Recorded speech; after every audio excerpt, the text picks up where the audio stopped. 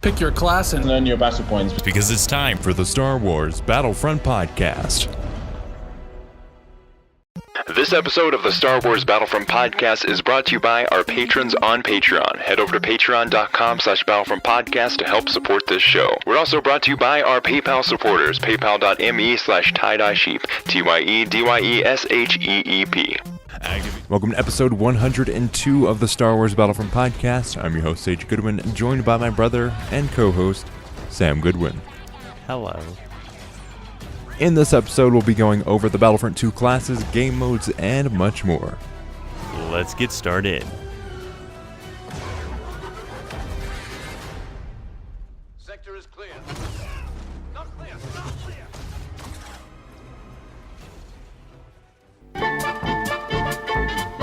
Sam, the Battlefront 2 beta is over, Yes. and I am sad. Yes. Sad am I? What was that? That was my attempt at a Yoda laugh.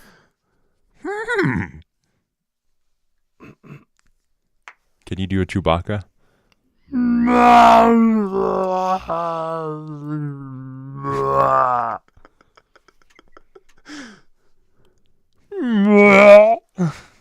I can't do one at all.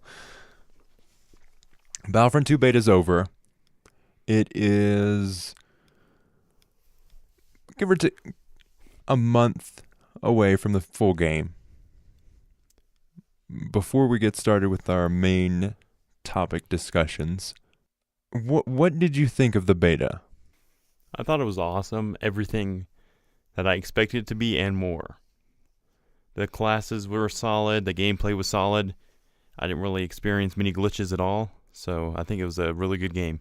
Yeah, I was going on the Reddit and people were like, oh, I've got this glitch. Talking to our cousin Bo, hashtag shout out. And he was having like a ton of actual graphics glitches. And I ran into none of those. I think he's just expecting like a massive RPG kind of game to where everything's, pre-rendered and all that. Because some of the foliage and leaves on the ground wouldn't register until you got really close to them. Yeah. Which isn't that big of a deal, to be honest. I mean, this is one of the prettiest games that's on the market right now. Takes a lot of power to keep those bushes up. Yeah, so they do some rendering shortcuts where up close it renders and then further away it starts getting less detailed, as it should be. That's how games work. And that's how you don't experience a lot of lag. Yeah. I never really got any frame drops at all during the beta. True. I didn't really experience many glitches at all besides Darth Maul's vertical lightsaber throw. Sometimes it would stay in air and he'd still have the lightsaber in his hand. Yeah, there was a glitch with the Flame Trooper class where the Flame Trooper would be dead, but the flames would still be active, just floating in midair. It was really cool, except when you got burned by it. It actually burned you? Yes. Someone got killed by it. It's like, well, I'm glad I'm not that guy. But in this episode, we'll be talking about class gameplay, our favorite class, and then after a short break, we will go into the game modes. But let's get started with the class gameplay. What did you think of the class gameplay? I thought it was really good. Like, not as much diversity as the original Battlefront 2, but still, like with the battle point system, it does match up really well. I think they have the numbers right on each of the classes too. Like, the only gripe I have that is the actual earning of the battle points. I think that should be tweaked. Make it easier? Make it easier. Give me more objectives to play on each side. On the Separatist, it kind of feels like you're playing Blast. Just because you don't really have an objective to actually go and capture, or a point to capture. But after you get over that, you know, the Separatists attack a lot as even an army in the movies, they're really always pushing and breaking boundaries. So it feels like it's the Separatists just dropped an all-out surprise invasion. They're trying to get to the throne room, which is, I think, is a cool objective to pursue. Yeah. From a gameplay perspective, I like to go after objectives. On the Clone Wars, or on the clone side, I usually get the hero most. Because of that, they actually have an objective to actually go and capture. And also that no one likes the heroes on the hero side. Yeah. Except for Respawn Mondays. He likes Ray. Ray's all right. He thinks Darth Maul is underpowered, though. I have to disagree. You can get on a 15 kill streak with absolutely no skill with Darth Maul. Yeah. As long as you know how to run away. Which is quite easy with his dash lightsaber thing. Yeah, but how do you think they should change class gameplay? I know it's a beta. It's their first time going with class gameplay in a Battlefront game. They're not going to get everything right, but I think they've gotten a lot of it. I think they've gotten the core right. Just needs a little bit of tweaking. I personally think the class system currently is balanced and well put together. I mean, you have a specialist, which is a skill-based class. You know, that's a sniper. You have officer, which is a support. Where they always need a support class in any game. You have heavy, which is the tank. And assault, which is like the jack of all trades. So I think it works really well. So you think they should just leave it be? Maybe a few balancing issues are currently here, like a specialist vanguard thing. The Infiltrator? Yeah, the infiltrator, I mean, is extremely overpowered. I think it could be balanced. All they have to do to balance that ability is say you have a limited time, and if you kill someone, that time does not restart. Yeah, just cut the time in half even. Just have it a set time, and then after you run out of that, you get out of the Infiltrator mode, because when you kill someone and it resets, it just becomes extremely overpowered if you go into a room full of people. Yeah, and Specialist is a sniping class. He's at range, so why give him the EE4, which is one of the best close-range weapons? I know they're trying to like make him have a short-range game, but he needs that ability. He doesn't need it. I'd rather have that something like the pulse cannon. No, his primary weapon works better, and he would be a less effective class if he did have a pulse cannon instead of that. Or maybe just use, like, it brings out a pulse cannon instead of the E4, because that ability seems like it'd be more assault-based. I don't know. It's just like he's not supposed to be an all-around class. He's supposed to be ranged. He's a specialist, so he's not Specialist as in sniping. As in he does certain things very well. Some Sniping. special abilities well. And he's supposed to be kind of the trap character. Yeah. So I just don't think the E4 should have been with him. I personally think it should have been the assault's primary weapon. I do too. I mean, I don't have a problem with the E4. It just needs some damage tweaks. Yeah, and then we have... You two-shot people. Yeah, heavy's balanced, I think. Even his sentry gun has been really nerfed since the pre-alpha. And I think they did it well. It's still good, but it's not bad. Yeah, and his shield definitely was nerfed really hard. It was. So I personally think he's perfectly balanced. Assault is, for me, he's underpowered. I don't know how to play him because I don't put time into him. Yeah, Assault is our lowest rank It's class. an 8. Or was an 8. Yeah, not anymore. Heavy was our number 1. We had 13 on Heavy and 12 on Specialist. I think Officer was up to 10. Yeah. Because I was the only one that played Officer. That brings us, I didn't touch really Officer much. Officer is, I think, balanced because he's such a squishy class. I think his gun balances that out because it's a really good gun. And with the attachments that you can add on to it, it becomes an even better gun. I personally prefer the default weapon over the modified blurg. Yeah. I just think that he might need to be buffed in his support aspect. Because, he's supposed to be a support class and he only has one ability that supports really. And just make it to where, I want to heal people.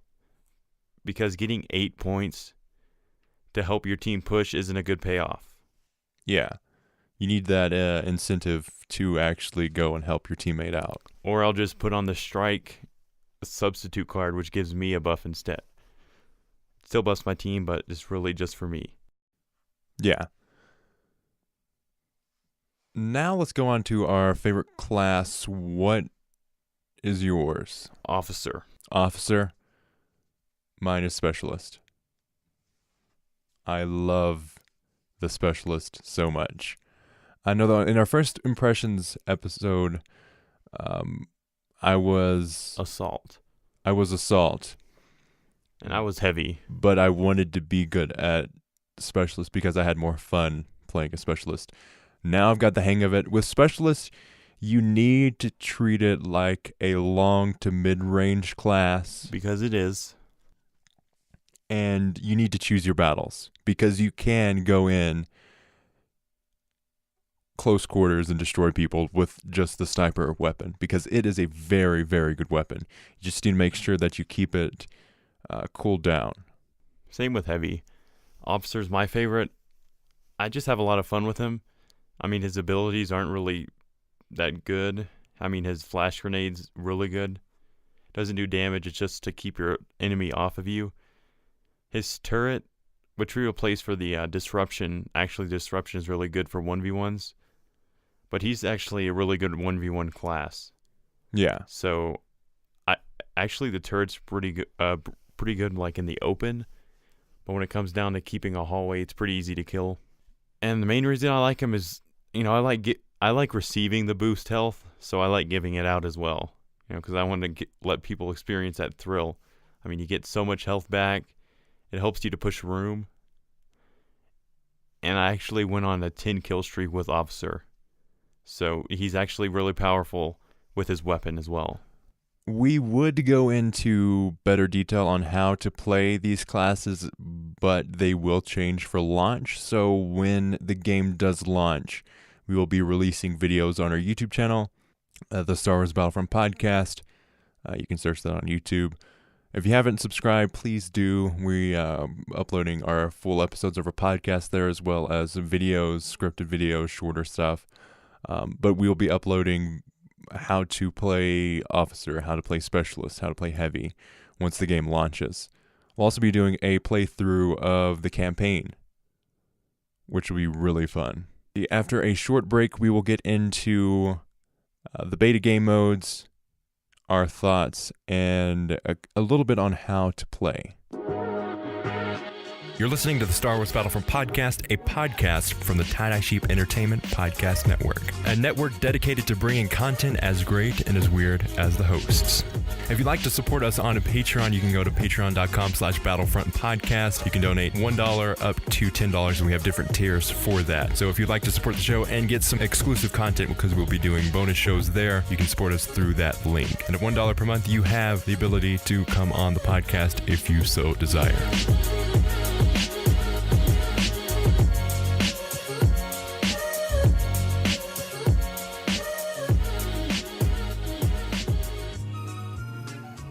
Okay, so included in the beta were 4 game modes: Galactic Assault, Starfighter Assault, Strike, and Arcade. Arcade's not really a game mode, is it? Technically, yeah, it is. It is a game mode. But when I think of game mode, Arcade or Skirmish doesn't come to mind. What did you think of the game modes included in the beta? I didn't get around to Starfighter Assault just because I'm not a fan at all of space combat. I haven't rode one ship in Battlefront over the 30 plus hours I've played. I'm more of a ground based. I'm disappointed in you, Sam. Galactic Assault is awesome. But it does get a little old when you play so much of it. You're not like you're doing the same thing over and over. Gets repetitive, but that's going to change when the game launches because they're going to have way more maps. It's also going to change through arrows. Depending on the map that you're on, too. Like, it's going to change it could be minute ways, it could be in huge ways. I'm really excited to see how the hero system works when we have, like, 14 heroes. I am, too. Like, are you going to have the full cast, or are you going to have part of it? Are you going to have them available, like, 14? But I'm pretty sure it's going to be arrow-based. But, Rey is not in the clone and droid era. So hopefully they fix that a little bit. I hope they keep it open. Like, it's so much fun. But if they're gonna choose, four heroes, 2 villains, and 2 light side, they should at least make them to where they fit the era. I mean, if you're gonna choose, why not? Like, if you're playing Camino, pick Obi-Wan and people that have some kind of synergy with that. Even Boba Fett has some synergy with Camino. I don't know, or maybe just what would be awesome if they had every hero available and you could have like 7 heroes on the map at once. I would love that. Probably not going to happen, but that would be really cool to see. That would really give everyone a chance to play a hero. Yeah, because, half the people could be heroes at the same time. Yeah. I enjoyed Galactic Assault on Theed. It was fun. I wish there was more objectives. I really enjoyed it, though. But there's Strike. And you just rolled your eyes at Strike, Sam. How dare you? Strike was all right.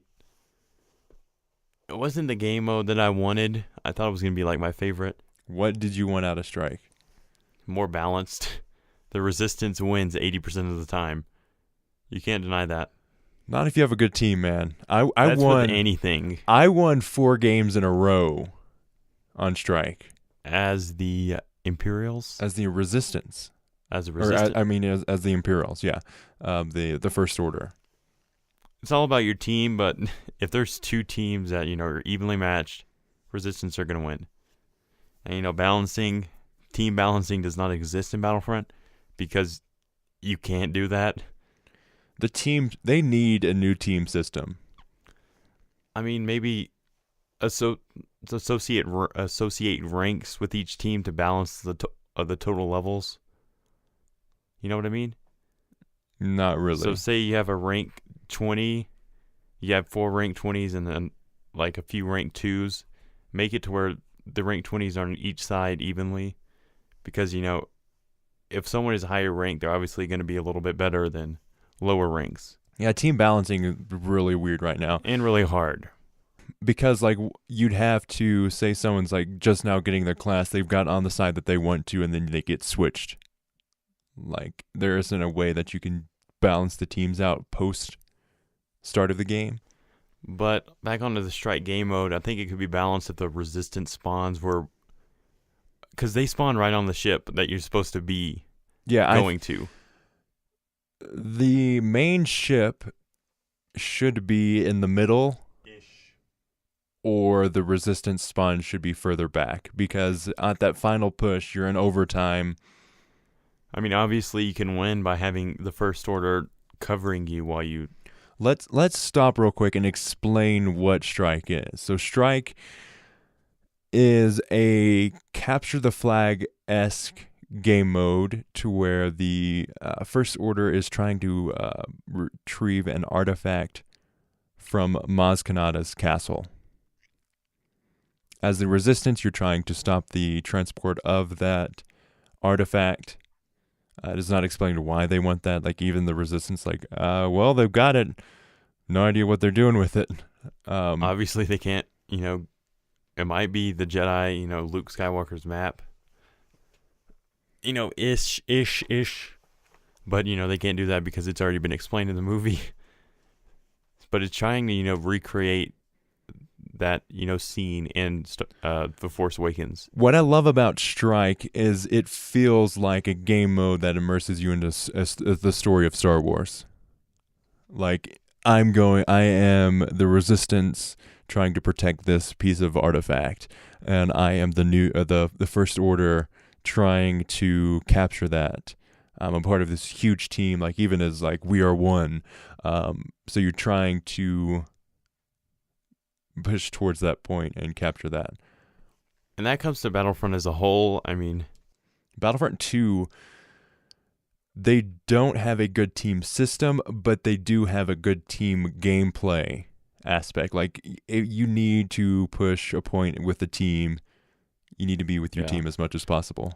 And when it comes to random people that have minds of their own, you can't control where they go. Yeah. It's up to you to either follow or lead and hope they follow you as well. Then we have Starfighter Assault. And Starfighter Assault is an objective-based spaceship combat game mode. As the rebels, you are trying to destroy a Star Destroyer on the Fondor shipyard, which is where all of the Star Destroyers go to dock. And as the Imperials, you are trying to destroy their transport ships, the rebels' transport ships, and protect your Star Destroyers. And you said that you have not played it at all. I have seen gameplay of it and watched you play. I just wasn't a fan of even the fighter squadron mode in Battlefront 2015.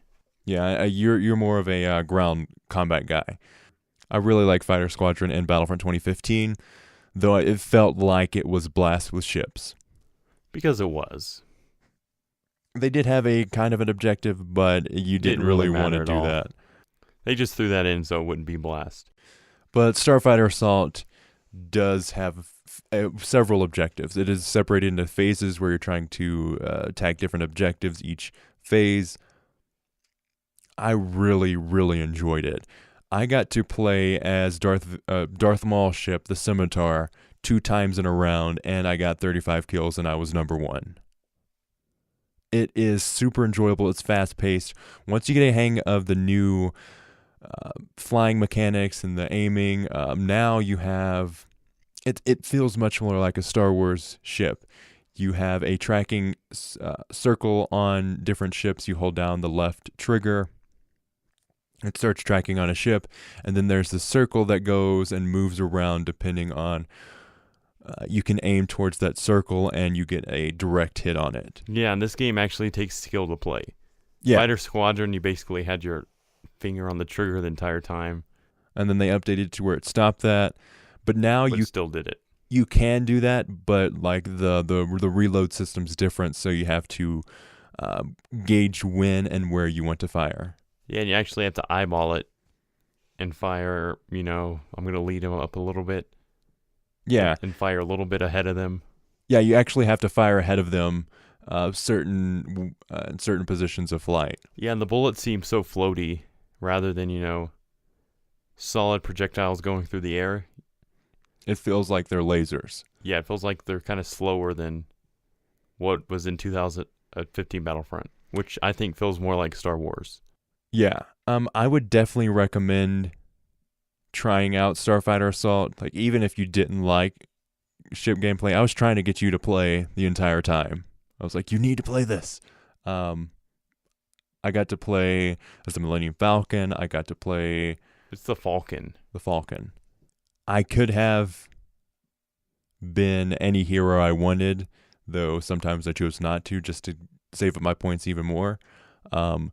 But I got on the leaderboard, which is go me. Yay. At launch, do you think you're going to try it out? I'm eventually going to try it out, but obviously I'm going for heroes versus villains all the way. I think a lot of people are going to go to heroes versus villains first. Definitely excited to see how that's going to interpret into Battlefront 2. Like, we've got nothing on it whatsoever, just that we have heroes and villains. I think there was an image release, but I'm not too sure about that. Yeah, there was a little scene in the This is Star Wars Battlefront 2 trailer. Yeah. But it didn't really show anything. as long as there aren't any leaks, we are going to go in there blind and just, it could be amazing, it could be kind of meh, who knows, but that's Most the fun of likely it. going to be amazing. I hope so. I hope they get rid of rounds. I mean, even the previous Battlefront Heroes versus Villains, with its flaws, was still a really good game mode. Yeah, it was fun, that's what it's made to be. Yeah.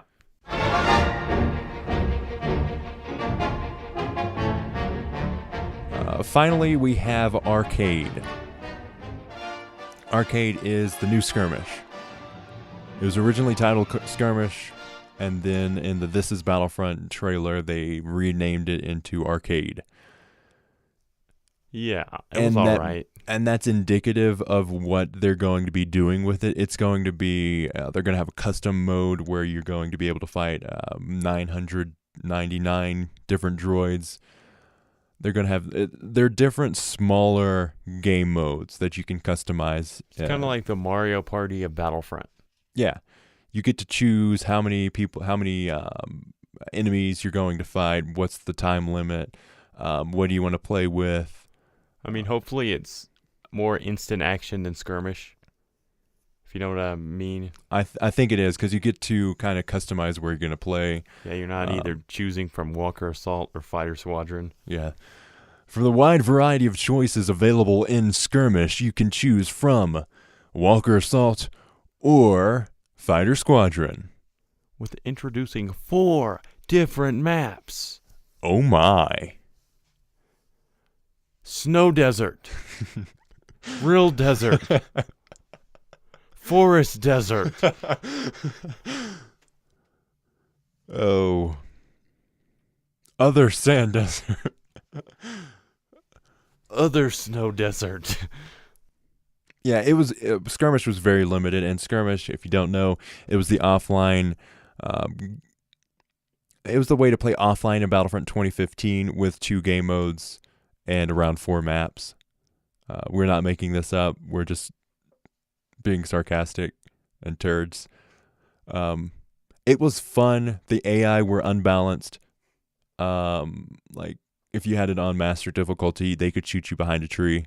If you had a foot out of the protection of the tree, and it would count as a headshot.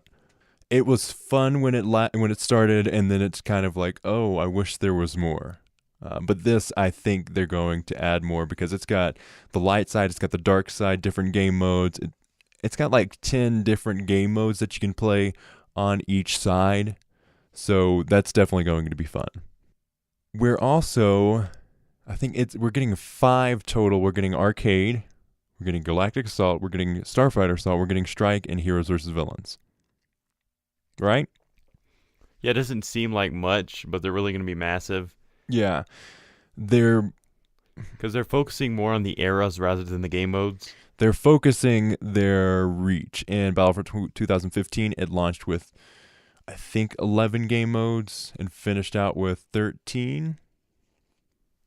I think more than that. 13 or 14, somewhere around there. So it had a ton of game modes, and a lot of them weren't played. Some of them it was really hard to get into a match of. Then they had the DLC game modes. So they had a lot more game modes and less maps, and this time they're switching it around. They're going to have 5 game modes and 14 different planets. Yeah, and those and are going to have multiple maps on each of those planets. Those are going to have certain amount of maps within the worlds. So you may have like a space combat. You may have maybe 2 ground combat, one for the bigger game modes, one for the smaller game modes. So we're getting a more focused approach to Battlefront 2. And that was the complaint of the previous Battlefront, that there weren't enough maps, not enough worlds. I mean, we had the original trilogy worlds, which was Tatooine, Endor, Hoth. That's about it. Tatooine, Endor, Hoth. Then there was Jakku. But that was later. That was the DLC. Yeah, the free DLC. The free DLC game mode. Was it only 3? Yeah, it was something like that. I'm going to say 4. I think it was 4, but I can't remember the 4th one. Yeah, another Sullust. Yeah, Sullust. So it was Tatooine, Hoth, Endor, and Sullust. Because that was the biggest thing. They were making a world that we had heard of from Star Wars for 40 years. Like, it was mentioned all throughout Star Wars, like in books, in comic books, in the movies. Ninem, he's a Celestian. He was introduced in The Empire Strikes Back. So that's interesting. They're also they're detailing 2 new worlds. One that they made up, which in conjunction with Lucasfilm, I think is Peleus. And then they're better exploring Crete Yeah. from the new film. So we're getting a bigger scope of the galaxy of Star Wars instead of the game modes of Battlefront 2, and I think that's a good approach. What are your overall thoughts on the game mode, Sam? I thought it was a good start for introducing people to Battlefront and giving them a good taste. Because I hope that Galactic Assault isn't like the same thing Over and over again. To where you have a good side that's trying to defend something, and then the bad guys are trying to penetrate. And I know it's going to have that same narrative, but just mix it up a little bit than them trying to defend a throne room. Yeah. Make it something plausible. Yeah, I think they will do for that. the era. And speaking of what we're just talking about, like, they're also going to have different variations of that single game mode to vary the gameplay. Yeah, just to make it more exciting, because 5 game modes doesn't seem like much. So they're trying to not milk, but expand every game mode as much as they can. Yeah, that's a very good way to put it. Now we have a single topic from Aaron Crumbly at Dirty Sauce Boss. I asked on Twitter what we're going to record Battlefront SWBP 102. It's awesome that we're doing 3 episodes this week. And I asked what you wanted us to talk about. And Aaron Crumbly responded with buffs and nerfs you want to see, how much The Last Jedi content will be in the game. Snoke, how many more Clone Wars sound bites will they use? LOL. Buffs and nerfs you want to see, we've kind of covered that. I think Darth Maul should be nerfed. The hero's buffed. Boba Fett's pretty balanced. I think Boba Fett's balanced. Officer, I think he could use a little more health, but other Just than a that, he's tiny good. buff. Um, And then really the classes are relatively balanced. Specialist infiltrator mode needs to be tweaked. Just tweaked a tad. I think it shouldn't. I think it shouldn't restart depending on when you get a kill, and the E4 should do less damage. And then the resistance on strikes, their spawn needs to be nerfed. Yeah. Changed. Just back a little bit further. How much of The Last Jedi will be in the game? That's interesting. I keep on forgetting that the developers of Battlefront 2 also are working on The Last Jedi DLC. So I was like, hey, Paul Kesson, you want to come on the podcast to talk The Last Jedi? And he was like, I don't think I can do that. I was like, oh yeah, you're working with Lucasfilm on The Last Jedi. I think it's going to be the season that we're getting with the movie, and then we're going to get more interesting ideas, some fan stuff, and then after that we're going to get more The Last Jedi content. Yeah, because the season first is obviously The Last Jedi, and maybe they're going down from there, and then they'll have an original trilogy season and then a prequel trilogy. Yeah. But, logic really doesn't work. It's with seasons. Mainly with what the fans want to see. I just personally hope that after the Last Jedi DLC, it's going to be a prequel trilogy DLC. Yeah. There's so much stuff they can add through that. I want to see Obi-Wan and General Grievous added as heroes and villains. Yeah, they can make a whole game just on the prequel trilogy. Yes. Snoke, I think he may be an Easter egg or something like that, but I don't see him being in the game. Unless they want to totally blindside you and say, hey, here's Snoke. Very unlikely. He doesn't seem like one of those characters that you'd be playing on the Battlefront as. How many more Clone Wars sound bites will they use? I hope a lot. Yeah, I love those. I love the droid lines. Goodbye, grenade. Yeah, because this Clone Wars really fleshed out and brought humor to the droids. Yeah, before they were just like Just bland. They were bland, and then you get that humor with the droids, and I really enjoyed that. I know there are fans that don't like that, and that's your opinion. Our opinion is I like them. Yeah, because Star Wars isn't like filled with much humor, to be honest. It's really serious. You know, as it should be, but still There are moments of humor, but like not something like that. Yeah. I enjoy it. I do too. It's not Jar Jar. But I hope they add Jar Jar in the game. Like I want that so bad, just because it'd be so much fun to be like a tongue-in-cheek kind of hero. To be honest, they should have added a Gungan warrior to Naboo Yes. as a Where the trooper. heck are the Gungans? Instead, they had a Wookiee. What the actual heck? Like, I would love to see a Gungan pop its head out of the water as an Easter egg. That is very likely if they make like the Naboo forest in the lands. Yeah. Maybe they have a Naboo map for Strike, and it's right by the edge of the water, and you can see Gungans running in there. Yeah, and that brings me to, they need to make it more era-based. What do you mean? Rather than just a general, the Wookiee's there, the Wookiee's there. Why is the Wookiee in Naboo? If you're playing on Camino. Is the Wookiee on Naboo? Yeah. Are you sure? Uh-huh. Yeah. So you'd rather have them have a Gungan? Yeah, the Wookiee should be available on Kashyyyk, because that makes sense. They could have had a Gungan. But that limits the gameplay. Not really. I just think it's obviously they have the same archetype throughout each character. A Gungan's not going to hold a Wookiee blaster. No, I'm not talking about the same weapons. He could be the tank-ish class that the B-2 battle droid is and the Wookiee is. That's all they're doing, is making a tanky class that deals damage and can somewhat heal itself. Okay. I just think they missed an opportunity there. Yeah. They still have a chance. We've got a month, and post-launch, they're going to be supporting the game. So I look forward to it. Yeah, I'm just kind of disappointed with that. I don't play Naboo to be Rey. That makes no sense.